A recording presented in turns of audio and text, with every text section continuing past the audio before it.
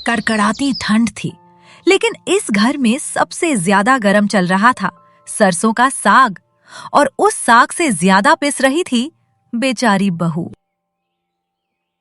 हे भगवान, आज थोड़ा कम काम हो जाए। बहू जल्दी उठ गई? चलो अच्छा है, आज बहुत सारा साग बनाना है। नाश्ता, लंच, डिनर सब में साग ही चलेगा। जी माँ जी। दोनों नंद हंसते हुए अंदर आती हैं। भाभी मेरे टिफिन में भी साग ही डाल देना, मम्मी कहती है ना सर्दियों में यही सबसे अच्छा है। और हमारे लिए 2-3 बार बना देना, हम तो बस साग ही खाएंगे। जी ठीक है। भाभी मेरे लिए साग वाले पराठे बना दोगी? हाँ बनाती हूँ। बहू चाय में भी साग का स्वाद आना चाहिए, सर्दी है भाई। जी बाबूजी। इस घर में सर्दी का मतलब बस एक ही था, सुबह साग, दोपहर साग, रात साग, और बेचारी बहू का पूरा दिन बस साग को काटने, धोने और पकाने में बीत जाता था। सुबह से शुरू हुआ साग का काम अब दोपहर में पहाड़ बन चुका था, और बहू वो तो साग वाली मशीन बन चुकी थी। हे भगवान, ये साग खत्म भी होगा या नहीं? इतने में सास अंदर आती है, ताक झांक करते हुए। बहू मसाला कम पड़ गया है, ऊपर से सरसों ज्यादा डालना, तभी असली स्वाद आएगा। जी माँ जी, डाल देती हूँ। नंदे फिर से किचन में घुस आती हैं, खाने की खुशबू सूंघते हुए। भाभी कितना अच्छा महक रहा है। वैसे हमारे लिए थोड़ा ज्यादा बनाना, हमें रात में भी खाना है। और कल भी। सर्दी में साग 2-2 दिन चलता है। बहू अंदर से बुरा सा मुंह बनाती है पर बोलती नहीं। देवर प्लेट हाथ में लेकर अंदर आता है। भाभी ना, टेस्ट करके देख लेता हूँ ठीक बना है या नहीं। वो बहू की कढ़ाई में हाथ डालने ही वाला होता है, बहू उसे रोक देती है। अरे देवर जी, गरम है, हाथ जल जाएगा। अरे भाभी मेरे हाथ स्टील के हैं, थोड़ा चखने दो ना। वो चखता है और तुरंत मुंह जल जाता है। भाभी सच में गरम था। पूरा घर हंस पड़ता है। बहू अंदर ही अंदर मुस्कुरा देती है कि कोई तो जला। ससुर बाहर से आवाज देते हैं। अरे मेरा साग कहाँ है? दोपहर हो गई, भूख लगी है। बस बन रहा है जी, बहू तो सुबह से लगी है। बहू जरा गरम गरम परोस देना, सर्दी में गरम साग, उफ। बहू चुपचाप सिर हिला देती है। घर वालों के लिए साग बस स्वाद था, पर बहू के लिए सुबह से उठकर कटा हुआ दर्द था। लेकिन बहू ये नहीं जानती थी कि इस साग खेलने में अब कुछ बड़ा होने वाला था। शाम का समय, रसोई थोड़ा अस्त व्यस्त, कटोरी, चम्मच, कढ़ाई सब साग से भरे पड़े हैं। बहू थकी हुई, बाल बिखरे, आंखों में नींद और चिड़चिड़ापन। पूरा दिन बीत चुका था, लेकिन इस घर में समय रुक गया था, क्योंकि साग रुका नहीं था। बहू फर्श पर बैठकर सरसों की पत्तियां धो रही है। उसकी कमर दर्द कर रही है। हे भगवान, ये कौन सा दिन चल रहा है? सुबह से बस साग साग साग।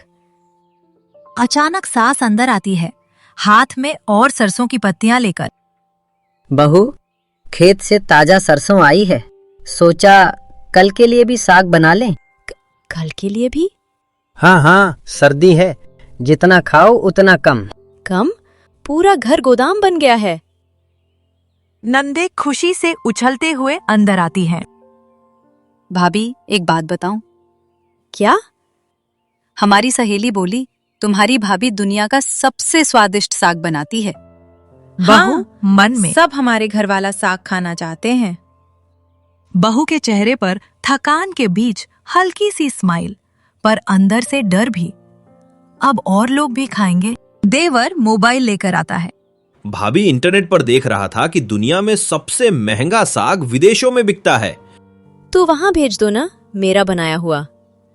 अरे मजाक नहीं कर रहा, सच में। वैसे भाभी शाम को भी साग बनेगा ना? अभी दोपहर वाला ही पूरा नहीं हुआ, शाम वाला कहाँ से दूं? और तभी बहू के मन में पहली बार एक खतरनाक सा ख्याल आया। अगर ये सब लोग साग साग साग बोलते रिगाड़ दे, तो कल से घर में कुछ अलग पकाऊंगी। बहू खाना कितना बचा है? मुझे तो कल भी साग ही खाना है। बहू अंदर से फट जाती है पर बाहर से मुस्कुराती है। बहुत बहुत बचा है बाबूजी।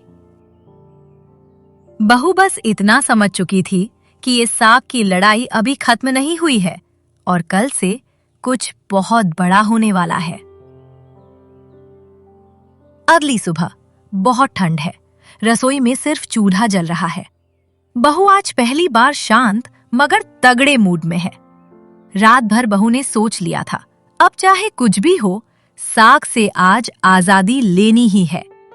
बहू सुबह सुबह चूल्हा पर कुछ अलग पकाती हुई खुश सुरीला गाना गुनगुनाती हुई धुआं उठ रहा है, पर साग की खुशबू नहीं। अरे बहू, ये कैसी खुशबू? साग कहाँ है? माँ जी, आज नाश्ते में आलू पूरी बन रही है। क्या? पर हमारा घर तो सर्दियों में बस साग ही। माँ जी, मैं भी इंसान हूँ। कल पूरा दिन साग में ही बीत गया। आज थोड़ा अलग बनाएंगे। तभी दोनों नंदे दौड़ कर आती हैं। भाभी भाभी, आज मेरे टिफिन में साग। अरे, आज तो साग बना ही नहीं। दोनों नंदे एक दूसरे को देखती हैं, एकदम हैरान, जैसे दुनिया उलट गई हो। आज छुट्टी है बहनों, आलू पूरी ले जाओ। भाभी, आज मेरे लिए भी साग वाले पराठे। ये क्या, आलू? आपकी भाभी भी इंसान है, उसे भी आराम चाहिए। हाँ देवर जी, आज आलू चलेगा। पहली बार चुप हो जाता है। ससुर अंदर आते हैं, हाथ रगड़ते हुए। बहू, चाय में थोड़ी साग की। बहू उनकी ओर देखकर नरमी से कहती है, बाबूजी, आज साग की छुट्टी। हर दिन एक ही चीज खाएंगे तो हम सब परेशान हो जाएंगे। थोड़ा बदलाव अच्छा होता है ना? ससुर कुछ देर बहू को देखते हैं, फिर धीमे से मुस्कुराते हैं। ठीक है बहू, आज आलू पूरी ही सही। तुम थक जाती हो, ये हमने सोचा ही नहीं। हाँ बहू, हम बस आदत से मजबूर हैं। तुम थक जाती हो, इसका ख्याल नहीं रखा। बहू की आंखों में हल्की चमक। पहली बार घरवालों को समझ आया, कभी कभी घरवाले बुरे नहीं होते, बस उन्हें एहसास दिलाना पड़ता है कि बहू भी इंसान है, मशीन नहीं। शाम का समय, घर में हल्की सी गर्माहट। रसोई में आज खुशबू भी अलग है और माहौल भी। बहू खाने की थाली सजा रही है, उसमें साग भी है, लेकिन साथ में दाल, सब्जी, रोटियां, सब कुछ। कभी कभी बदलाव सिर्फ खाना बदलने से नहीं आता, दिल बदलने से आता है। सब लोग खाने के लिए बैठते हैं, माहौल शांत है। सास धीरे से बहू के पास बैठती है। बहू, आज का खाना बहुत अच्छा लग रहा है और कल वाली बात के लिए माफ करना। नहीं माँ जी, गलती किसी की नहीं, हम सब बस आदत में फंस गए थे। नंदे शर्माते हुए बहू के पास आती हैं। भाभी, हम कल बहुत जिद कर रहे थे ना। हमने सोचा ही नहीं कि आप थक जाती हो। तुम लोग बच्चे हो अभी, पर एक दिन जब तुम भी घर संभालोगी तब समझोगी। नंदे उसे गले लगा लेती हैं। देवर आगे आता है, इस बार गंभीर।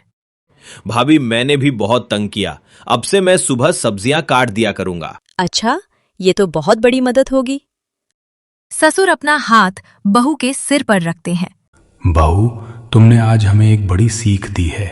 घर सिर्फ काम से नहीं चलता, समझ से चलता है।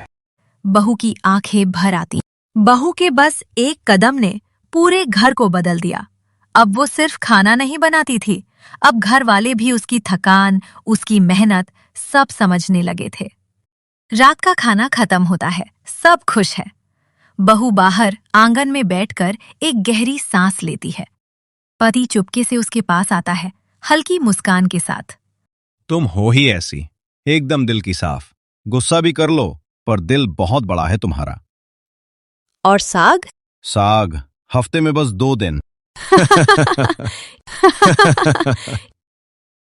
हर बहू एक घर बनाती है, पर घर वालों का फर्ज है कि वो बहू को समझें, सराहें और उसका साथ दें, क्योंकि प्यार और समझदारी हर रिश्ते की सबसे बड़ी ताकत होती है। तो दोस्तों, इस कहानी से हम ये सीखते हैं कि घर तभी सुंदर बनता है जब हर कोई एक दूसरे की थकान और मेहनत को समझे। बहू हो या बेटा, सास हो या ससुर, सबके दिल में थोड़ा सा प्यार और थोड़ी सी समझदारी होनी चाहिए। एक घर तभी घर बनता है जब उसमें प्यार और सम्मान हो। किसी भी घर में सबसे जरूरी है एक दूसरे की मदद और सम्मान। बहू भी इंसान है, उसकी मेहनत को समझें, उसका साथ दें। उम्मीद है आपको ये कहानी पसंद आई होगी। अगर पसंद आए तो लाइक, शेयर और सब्सक्राइब जरूर करें। Thank you.